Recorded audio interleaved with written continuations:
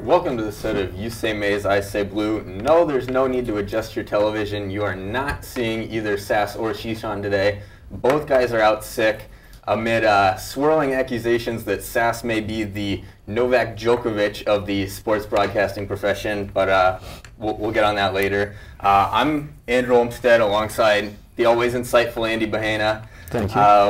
I'm going to start things off like we always do. I'm going to say blue, as in I'm feeling a little blue that those refs blew those calls in the Notre Dame-Michigan hockey game this weekend. But we're going to get more to that later. Andy? You know, that was a bummer, but, you know, I'm just amazed. And I was amazed that on Sunday how quickly that Super Bowl took a turn for the better. I was seriously considering taking out my OMS homework, you know, getting a little head start while watching the game, paying a little bit less attention.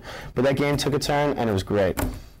Well, you hit it right there. Speaking of the Super Bowl, let's get right into the top of the show. Why not? Talking the Super Bowl, obviously the big event of the weekend. You mentioned it really picking up at the end. Would you say this is one of the best Super Bowls ever? You know, as a youngster, you know, like 20 years old, I've not seen that many Super Bowls, to be honest. However, the best Super Bowl that I've ever seen, I believe, was last year's Giants-Patriots epic matchup. This year was pretty sweet, you know, but I just don't think it had the exact same gusto that game had. You know, you had the head on the catch type, you know, and just all the great things going on. Granted, you had 2 game-winning catches in the last minute or so.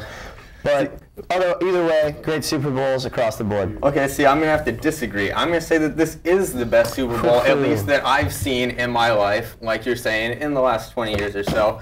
I am going to say that this is the best Super Bowl. And like you said, with the big on-the-head catch last year, how can you not say that Santonio Holmes' catch is close to that? And also 2 catches that should have been game winners in the last couple minutes of that game. The James Harrison 100-yard interception return for a touchdown, the longest play in Super Bowl history. Just so many epic moments, and such a great, that fourth quarter, such a great quarter of football, one of the best I've seen in a long time. It just really making for an overall game. Continuing on our search for superlatives, will you say that at least the Steelers are the best franchise in football history? Oh, that is a definite certainty, I think, at this point. You know, the 6 rings, they just had the Sixburg celebration today, you know, with their big parade and stuff. They're pretty pumped about it. They just beat out the Cowboys and the 49ers. They were tied all with 5 rings. Definitely. The most interesting thing about this is we could see the Steelers as next year's Super Bowl champion. The other 2 teams, Cowboys, San Fran, you know, they're years away. People have argued that the Bears are one of the best teams ever. They're the most Hall of Famers with 29. But still, I'm going with the titles. That's what matters. The rings are all that matters. 6 titles, best team ever. I'm going to agree with you that they're the best team. I have a slightly different reasoning. It's not the quantity of the rings that really gets it done for me. It's the consistency of the team. The Steelers have been in a Super Bowl in every decade. The 70s, the 80s, the 90s, and now the 2000s. Really just consistently one of the most competitive teams in the league. Always there. In my book, that makes them the best. But continuing off of that, talking more about just this game in particular, we're still looking for best here. We're still looking for best. Who would you say had the best performance of the game? Definitely, you know, I'm going to go with Santonio Holmes in this case. You might argue, you know, Big Ben, he was pretty composed down the stretch, but Holmes had 131 yards and a touchdown, and that wasn't just any touchdown. It was a 6-yard touchdown with 36 seconons left, a sick catch to win the game. Barely dragging those toes. Barely dragging those toes. It was a great effort, and it really showed that he deserved that MVP. I'm going to have to agree again. Although Kurt Warner's 377 yards, very, very impressive against a very good Steelers defense. Although I am going to say Santonio Holmes because he got it done when it mattered the most. On that last drive to win the game, 4 catches for 73 yards. Really just getting things done when they really mattered the most. And to me, that quantifies them as the best. Definitely. I think we need to move on, though. We're going to keep on going with the Super Bowl 43, though. How about some extras?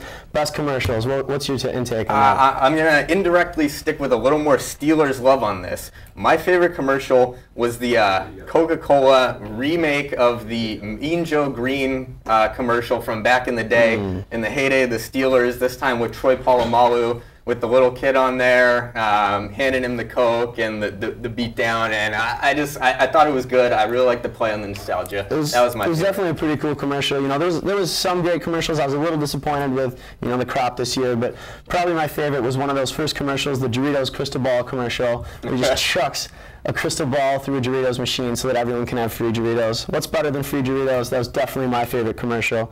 I don't know, maybe moving on, what do you think about the halftime show? You know, New Jersey's finest, Bruce Springsteen, rocking out. You know, it was good. It was quality. I'm not a huge Springsteen fan, so I can't say that I loved it. I can't say that it was terrible either.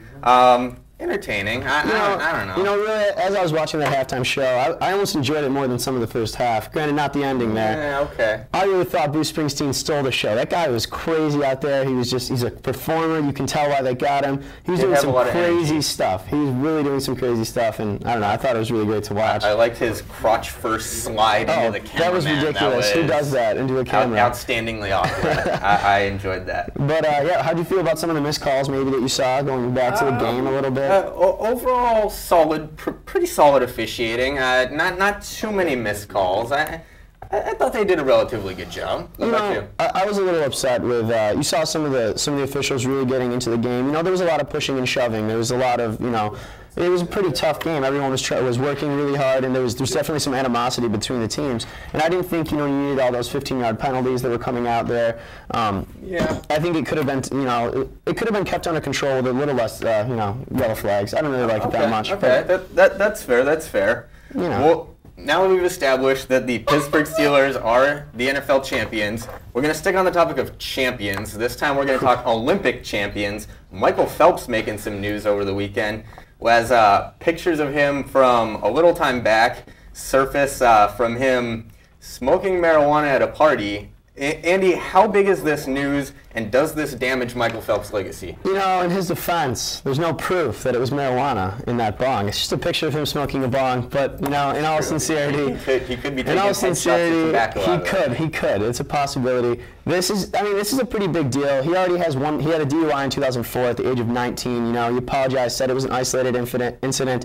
But I mean, clearly this guy is somewhat out of control. He's not able to keep pictures of him partying out of the media with the kind of, you know, the kind of exposure he's around. I really don't understand how he even functions. You know, definitely he's under the spotlight. It shouldn't be that hard to, you know, make sure you're in a safe place before you do some of these stupid things, if you choose to do them at all. And there's a lot of kids and people that look up to him. So definitely I think it's a pretty big mistake. I see what you're saying, though, in terms of a public relations standpoint. This is not great. I mean, it's poor personal management of his kind of image and whatnot. But in terms of him as an athlete, this in no way diminishes what he's done. This is no comparison to the things like the Barry Bonds steroids allegations. To me, this in no way detracts from what he's done as an athlete. While maybe it shows some character issues, he's still a great Olympic champion. You can't take that away. You know, you're right, 100% with the Olympic champion thing. However, my thoughts are, you know, throughout the Olympics this year, we just experienced it. We were completely just engrossed with Michael Phelps. Everyone loved him. He was a media star. He was a darling. He was on Good Morning America, like every morning. Like, it was ridiculous how much exposure this guy was getting, and that was part of why, you know, that was part of his performance in the Olympics, and this really changes that, and it really messes up his image, I think. Okay. So definitely it's something that, you know, he should take care of and try to keep issues like this, you know, out of the newspapers. But anyway.